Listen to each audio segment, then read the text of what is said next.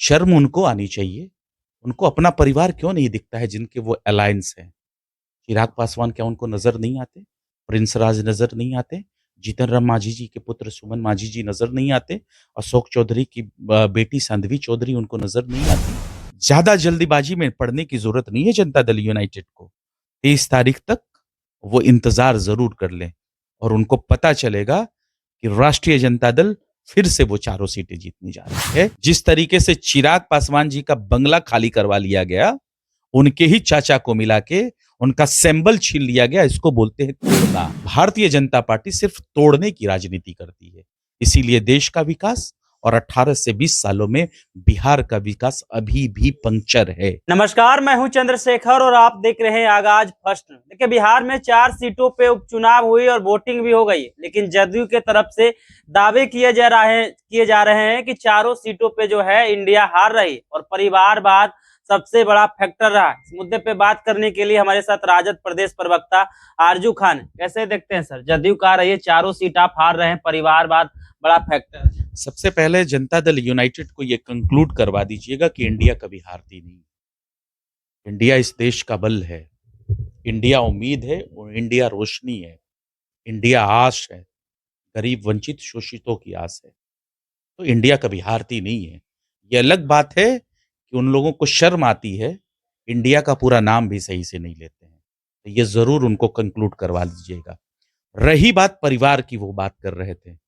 शर्म उनको आनी चाहिए। उनको अपना परिवार क्यों नहीं दिखता है जिनके वो अलायंस हैं? चिराग पासवान क्या उनको नज़र नहीं आते? प्रिंस राज नज़र नहीं आते? जीतन राम मांझी जी के पुत्र सुमन मांझी जी नज़र नहीं आते?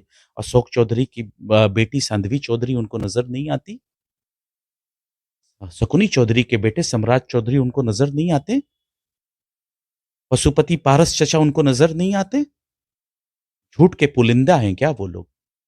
भारतीय जनता पार्टी के जो मानसिक जो दशा थी, जो खराब हो गई थी, क्या वो मानसिक दशा इनके ऊपर भी हावी हो चुकी है? तो पहले वो अपना परिवार देखें। और लोकतंत्र में जनसंवाद चलता है और देश की प्रदेश की जनता ने हमें 2 बार जनादेश दिया और इस जनादेश का सम्मान करना सीखे जनता दल यूनाइटेड और भारतीय जनता पार्टी के लोग। बिहार की सबसे लार्जेस्ट पार्टी है राष्ट्रीय जनता दल और ये जनता का जनादेश है और वो जनता का जनादेश को डिस्क्रिमिनेट करने की कोशिश न करे वो। ये उनको समझ लेना चाहिए।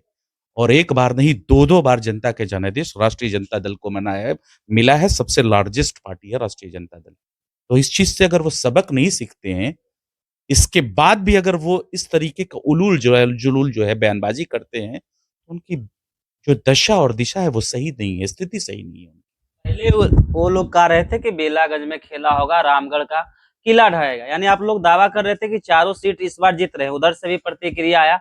अब तो कह रहे हैं कि परिवारवाद के चलते वो जो है राजद हार रही है और लगातार जदयू की अगर बात कर ली जाए, फिर वही परिवारवाद की आप बात लेके पत्रकार महोदय कर रहे हैं। इमामगंज में किस एनडीए का कैंडिडेट कौन है? अगर उनको शीशा देखने से घबराहट है, आईना देखने से, उनका अगर अपना चेहरा अगर बदनुमा धब्बा दिखता है, तो इसमें हमारी गलती नहीं है। हम आईना ज़रूर दिखाएँगे। अगर वो 1 उँगली हमारे तरफ करते हैं, तो 4 उँगलियाँ उनकी तरफ इशारा करती है और बहुत बड़ी परिवार की पार्टी है। उसका कुनबा वो खुद हैं, उसके मुखिया वो खुद बने हैं। तो इस तरीके की बातें न करें। लोकतंत्र में जनता मालिक होती है, जनता जनार्दन होती है और जनता का आशीर्वाद मिल चुका है तेजस्वी प्रसाद यादव को। बिहार की जनता ने उनको अपना नेता चुन लिया है। अब अगर भारतीय जनता पार्टी का अगर कोई चेहरा नहीं है, कोई अगर दूल्हा नहीं है, तो वो अपना सर फुटबॉल करे ना, हमारे ऊपर क्यों लच्छन लगाते हैं? और चारों सीटों की रही बात, डेफिनेटली हम चारों सीट जीतेंगे। ज़्यादा जल्दबाजी में पड़ने की ज़रूरत नहीं है जनता दल यूनाइटेड को। 23 तारीख तक वो इंतज़ार ज़रूर कर लें और उनको पता चलेगा कि राष्ट्रीय जनता दल फिर से वो चारों सीटें जीतने जा रही है और फिर से लार्जेस्ट पार्टी होगी। जिस तरीके से उन्होंने हमारे साहनी साहब के जो कार्ड तोड़ लिए थे जो विधायक ना, उसके बाद भारतीय जनता पार्टी एक बड़ी पार्टी हो गई थी। लेकिन उसके बाद फिर होने जा रही है राष्ट्रीय जनता दल और ये जनता का जनादेश होगा और हमेशा से रहा है और उसका वो सम्मान करें। आरोप तो आपके ऊपर भी है पार्टी तोड़ने का, एआईएमएम की बात अगर कर ली जाए तो उनके विधायकों को तोड़कर सबसे बड़ी पार्टी आप भी बने थे। ये सारी चीजें हैं ना लोकतंत्र में, ये एक राजनीति का हिस्सा है। और कोई जबरदस्ती तोड़ता है और कोई अपने आप चल के आता है, ये फर्क है। जबरदस्ती कैसे तोड़ा जाता है मैं आपको बता देता हूं, और आपके मीडिया के माध्यम से भारतीय जनता पार्टी को बता देता हूं।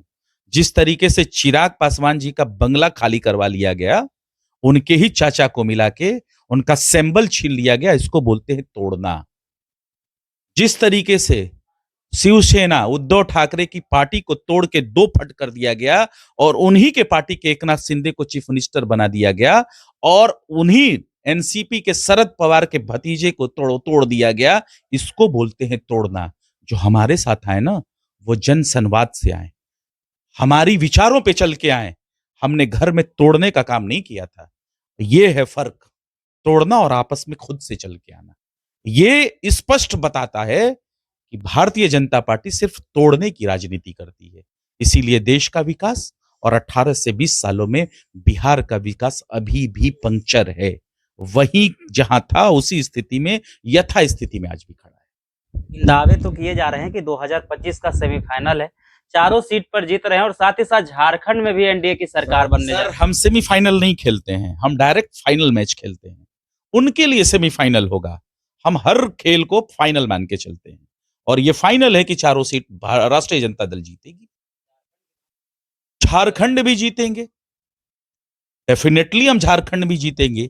वहां का आदिवासी जो मूल निवासी इस देश का है वो हमारे साथ है, और जिस प्रदेश का मूल निवासी अगर हमारे साथ है तो जाहिर सी बात है इंडिया की सरकार बनेगी, एनडीए फिर मुंह की खाएगी। बहुत बहुत धन्यवाद। ये थे राजद प्रदेश प्रवक्ता आरजू खान। इन्होंने बिहार में 4 सीटों पे हो रहे उपचुनाव को लेकर और जदयू के द्वारा जो बयान आया था उसको लेकर अपनी प्रतिक्रिया दिए। बाकी बात इस वीडियो के माध्यम से आप क्या सोचते हैं अपनी राय कमेंट में जरूर दें, और ऐसे ही खबरों से अपडेट होने के लिए देखते रहिए आगाज फर्स्ट।